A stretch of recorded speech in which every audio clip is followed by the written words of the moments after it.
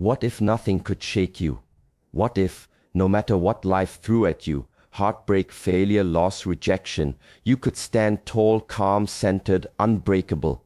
Imagine a version of yourself that doesn't react in panic, doesn't spiral into fear, and doesn't collapse under pressure. A version of you that walks through chaos with quiet confidence, that doesn't flinch when life tests your strength. That version of you exists, and in this video, I'm going to show you how to reach it. Because the truth is, being unshakable isn't about being born with thick skin. It's not about being fearless. It's not about pretending everything's fine. No, it's about building a mindset so strong, so deeply rooted, that nothing from the outside can rattle the foundation inside. You see, we live in a world where distractions are constant, where people are addicted to validation, comparison, and control, where we're taught to chase comfort and then wonder why we break down when life gets hard.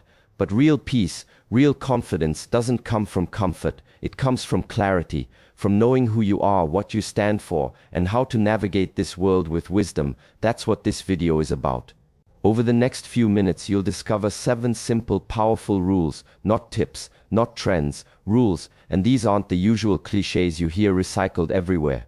These rules are rooted in ancient wisdom, cutting-edge psychology, and real-life mental toughness. They're the kind of rules that high performers live by, that unshakable people breathe without even thinking, and if you make these rules part of your life, you will change permanently. This isn't motivation for the moment, this is transformation for life. Rule by rule, we're going to uncover how to shift your mindset from reactive to resilient, from scattered to focused, from easily shaken to immovable. Let me ask you again, what if nothing could shake you? What if you stopped trying to control everything around you and instead mastered control over your inner world? What if instead of fearing failure, you welcomed it as part of the path? What if setbacks no longer broke you but built you? Too many people wait for the world to change before they feel peace, but that's backwards. The world won't slow down, the chaos won't stop, so the only real solution is to become stronger than the storm. That's what this is about. You're going to learn how to accept what you can't control and focus all your energy on what you can. You'll see how to turn pain into power by reframing your struggles. You'll learn how to fall in love with your path even when it's messy. You'll understand why mortality isn't something to fear, it's something to use. You'll discover how your self-talk either builds you up or tears you down and how to master it. You'll hear how discomfort isn't the enemy, it's the gym where mental strength is built. You'll see why gratitude isn't just a nice habit, it's a secret weapon for unstoppable resilience. But most of all, you'll understand that becoming unshakable is a choice. It's not easy, it's not instant, but it is real, and it's possible for you. Now, this isn't about becoming emotionless. This isn't about being cold or numb. This is about power, the quiet kind, the kind of power that lets you stay calm under pressure, the kind that helps you show up strong for others, even when your world is spinning. The kind that allows you to walk through fire and not be burned, because once you master these rules, you'll stop overreacting to things that don't deserve your energy. You'll stop giving away your peace in exchange for temporary comfort. You'll stop letting people's opinions shake your identity,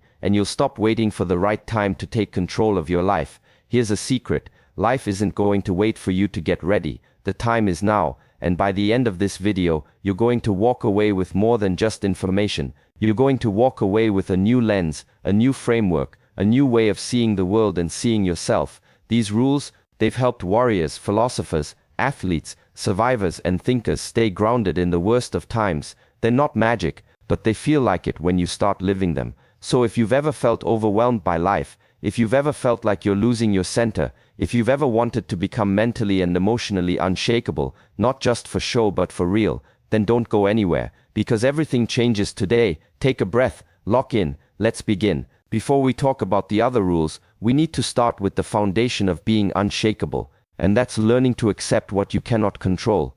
This is not just a motivational idea, it's a principle grounded in ancient philosophy. The Stoics, who lived over 2,000 years ago, understood this deeply. They believed that peace doesn't come from controlling the world, it comes from controlling your response to the world. That's where your true power lives. The moment you try to control what's outside of you, people, events, circumstances, you begin to suffer. Why? Because the outside world is always changing, it's unpredictable, it doesn't follow your plan, but the inside, your mind, your attitude, your reaction, that's where your influence begins. We spend so much of our lives fighting what we can't control: traffic, weather, other people's behavior, delays, rejections, bad news, and every time we try to resist reality, we lose energy, we get frustrated, we become anxious. It's like trying to hold back the tide with your bare hands. It's exhausting, and it doesn't work. But once you shift your focus, once you say, I can't change this, but I can choose how I deal with it, something powerful happens. You take your energy back. You step into control, not of the situation but of yourself. Think of this in real terms. You're stuck in traffic on the way to an important meeting. You can't move the cars. You can't clear the road. You can't teleport yourself there. But what can you do? You can control your breathing. You can accept the delay. You can decide not to spiral into stress or anger. You can use that moment to think, to reflect, or even to prepare mentally for your meeting. That's the shift. From resistance to responsibility, from frustration to focus. This isn't weakness, it's strength. It's not giving up, it's rising up. Most people try to control everything because they're afraid. Fear makes us cling tighter. It convinces us that if we just tried harder, we could bend reality to our will. But real courage is saying, this is not mine to control, but I will stay grounded anyway. That kind of mindset creates peace, even in chaos, because it teaches your nervous system that you are safe, even when things don't go your way. It tells your mind that uncertainty doesn't mean danger, it simply means change, and change can be handled, step by step, thought by thought. Now this isn't about becoming passive, it's not about just accepting everything and never taking action. That's a misunderstanding. The Stoics were action takers. They were soldiers, leaders, builders, but they were also realists. They knew the line between effort and ego. You do what you can, you act where you can make a difference, but once the outcome is beyond your reach, you release it, not because you don't care, but because caring doesn't mean controlling. It means showing up, giving your best, and letting the rest unfold. One of the most powerful things you can start practicing is a daily reflection. Ask yourself, what today is outside of my control, and how am I reacting to it? You might be surprised at how much time and energy is spent trying to force outcomes, trying to fix people, trying to speed up time. None of that serves you. But shifting that attention inward, towards your attitude, your habits, your reactions, that's how you begin to grow. That's how you become unshakable, not because the world stopped shaking, but because you stopped depending on the world to stand still. Here's another example. Imagine someone insults you. They question your worth. They criticize you unfairly. You didn't ask for it. You didn't cause it. But there it is, a verbal punch, unexpected. Now you have a choice. React, argue, fire back, or pause, breathe, and decide how you want to respond. Maybe you say nothing. Maybe you walk away. Maybe you address it calmly. But in that moment, you take your power back. Because the insult wasn't yours, it was theirs, and you didn't pick it up. That's what control looks like. Not loud, not aggressive, quiet, intentional, strong. We've been conditioned to believe that reacting fast makes us strong, but speed isn't power. Power is in the pause. It's in the space between what happens and how you choose to handle it. That space is everything. It's the birthplace of freedom. The Stoic philosopher Epictetus once said, it's not what happens to you, but how you react to it that matters. Simple words, but life-changing truth. Every time you pause before reacting, you train your mind to stay calm. You strengthen the muscle of emotional discipline, and over time, you become someone who doesn't get rattled easily. Think about how different your life would be if you truly lived this way. If you stopped giving your peace away to things beyond your reach. If you stopped letting one comment ruin your whole day. If you stopped needing everything to go your way to feel okay. That's what this rule does. It brings you home to yourself. It tells your nervous system, we are safe, we are in control of what matters. That shift changes everything, even in the toughest moments. Loss, rejection, disappointment, this rule applies. You don't have to like what happened, but you can still choose how you respond to it. You can choose to heal instead of harden, to grow instead of shrink, to let go instead of grip tighter. And every time you do that, you gain strength. You become less reactive, more responsive, less emotional, more centered. That's how unshakable people move, with intention, with clarity, with presence. Another thing to realize is this: the need to control often comes from insecurity. We think, if I don't manage everything, everything will fall apart. But that's not true. That's fear talking, and fear grows when you feed it. But when you stop feeding fear, when you say, even if things don't go perfectly, I trust myself to handle it, you take fear's power away. You replace it with confidence, quiet confidence, the kind that doesn't need to prove anything, the kind that doesn't panic under pressure. the kind that says whatever comes, I'll face it, I'll move through it, I'll grow from it. This rule is about emotional maturity. It's about realizing that life will not always cooperate, people will not always be kind, things will not always be fair, but none of that defines who you are. Who you are is how you respond. That's the real test. And when you learn to accept what you can't control, not with bitterness but with wisdom, you unlock a kind of strength that can't be shaken. Make this your mantra. If it's outside of me, I let it be. If it's inside of me, I take the lead. Say it again. Let it sink in. Because the more you live by that rule, the more power you reclaim, and the more unshakable you become. Before we talk about the next steps in becoming unshakable, we need to dive into something deeper, something that sounds almost impossible at first: embracing your fate, not just accepting it, not tolerating it, but loving it. This idea, known as amor fati, comes from ancient Stoic philosophy. In Latin it means love of fate. It means falling in love with everything that happens to you, whether it's good, bad, planned or unexpected. It means looking at your path, with all its chaos and pain, and saying this too belongs. It's a mindset shift that turns problems into power, and setbacks into fuel. Most people resist what life gives them. They get angry when things go wrong.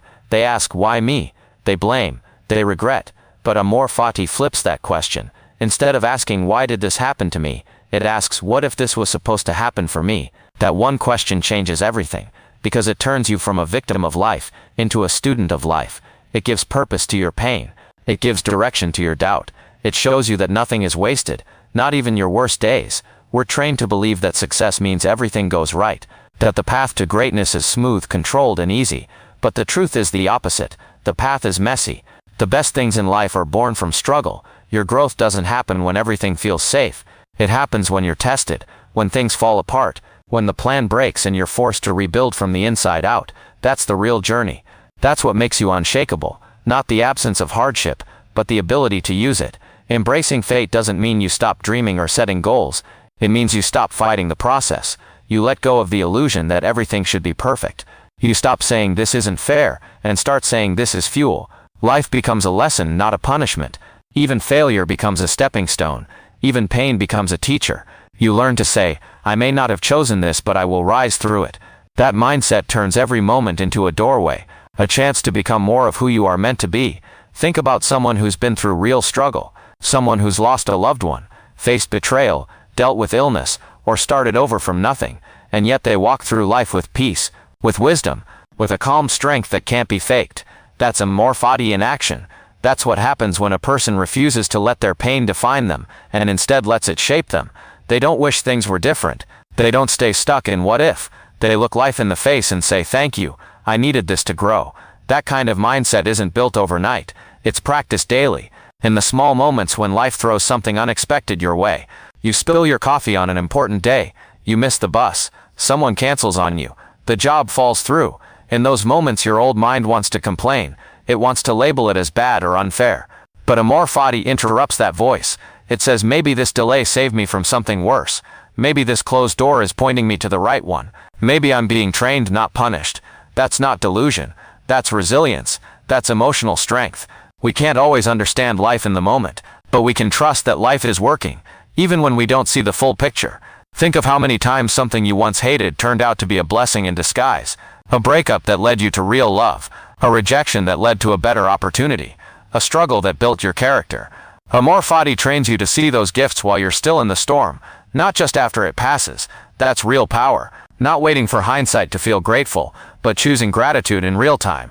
And this isn't about pretending everything is great. Amor fati isn't fake positivity. It's not about putting a smile on a painful experience and calling it fine. It's about looking that pain straight in the eye and saying, you're here for a reason. I don't fully understand it yet, but I will work with you, not against you. That's how you build inner strength, by refusing to let the hard parts of life make you bitter, and letting them make you better instead. This mindset also takes the pressure off perfection. So many people carry the weight of their past. They think they've made too many mistakes, that they've missed their chance, that they should be further by now. But amor fati says, everything that brought you here had purpose.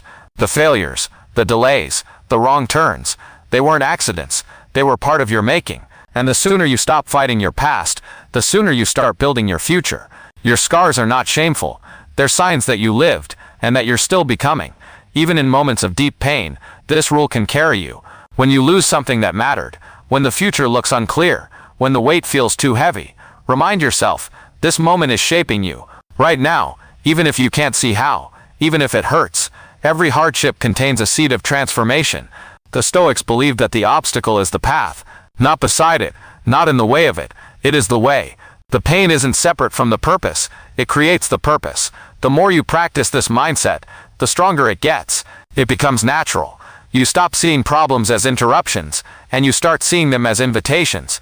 Invitations to grow, to become wiser, to dig deeper. You stop asking the universe to make things easy, and you start asking for the strength to face what comes.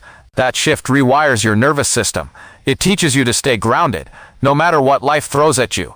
When you begin to love your fate, you don't need life to be perfect anymore. You don't need people to act a certain way. You don't need constant success to feel worthy. You just need one thing, the belief that everything, even the hard things, are part of your path. That belief gives you peace. It gives you stability. It gives you the ability to walk through fire with purpose. That's not weakness. That's the highest kind of strength. Amor fati isn't something you say once and forget. It's something you live, over and over, in small ways and big ones. Every morning you wake up and choose to meet life as it is, not as you wish it was. You're practicing this rule, and each time you do, you get a little stronger, a little clearer, a little more unshakable. Because when you learn to love your path, every twist, every fall, every rise, you stop running from your life, and you start rising through it. Before we talk about the next layer of strength, we need to face something that most people avoid, the fact that one day this life will end. You, me, all of us, we are mortal. And while that truth can feel heavy, it's also the most powerful reminder you'll ever have. In Stoic philosophy, they call this memento mori. Remember, you must die. It's not meant to be dark. It's not meant to scare you. It's meant to wake you up. It's meant to help you see what truly matters and let go of what doesn't. Because when you carry the awareness of death, you live with more clarity, more urgency, and more purpose. We spend so much of our lives acting like we have forever. We delay what we care about. We waste time on distractions. We hold grudges. We scroll endlessly. We avoid the things that scare us, thinking we can always do them later. But later is not promised. Tomorrow is never guaranteed. And when you begin to live with that awareness, not in panic but in presence, you stop drifting through your days. You stop living on autopilot. You start choosing what matters now. Memento mori isn't about fear. It's about focus. It's about asking the hard questions every day. If this was my last day alive, would I be proud of how I'm spending it? Would I be proud of what I said, how I treated others, how I showed up? Would I regret how I wasted time? Or would I feel peace knowing I gave my energy to the right things? These questions are uncomfortable, but they're also necessary, because they cut through the noise. They burn away the meaningless. They pull you back to your center. When you remember you're mortal, small things don't shake you. You don't get caught up in petty arguments, status games, or shallow wins. You don't need to prove yourself in every conversation. You stop being addicted to validation. Why? Because when the clock is ticking, you don't waste time trying to impress people who won't be at your funeral. You start focusing on what really counts. Truth, love, legacy, impact. You begin to live with your death in mind and your soul in focus. Think about this. Every minute that passes is a minute you'll never get back. Every breath you take brings you one breath closer to your last. That might sound intense, but it's also freeing. It reminds you that the only moment you truly have is this one. Not yesterday, not tomorrow, just now. And when you realize that, you stop waiting. You stop waiting to be ready. You stop waiting to speak up. You stop waiting for permission to live fully. Because you understand that time is your most valuable currency. And once it's spent, it's gone. This mindset also helps you let go of the fear of failure. So many people don't chase their dreams because they're scared of falling short. But when you embrace your mortality, you understand that regret is far worse than failure. Failing means you tried. Regret means you didn't. And when you're lying on your deathbed, it won't be the things you did that haunt you. It will be the things you didn't do, the chances you didn't take, the words you didn't say, the risks you didn't face. Memento mori makes you bold, not reckless, brave, not careless. It pushes you to live wide open.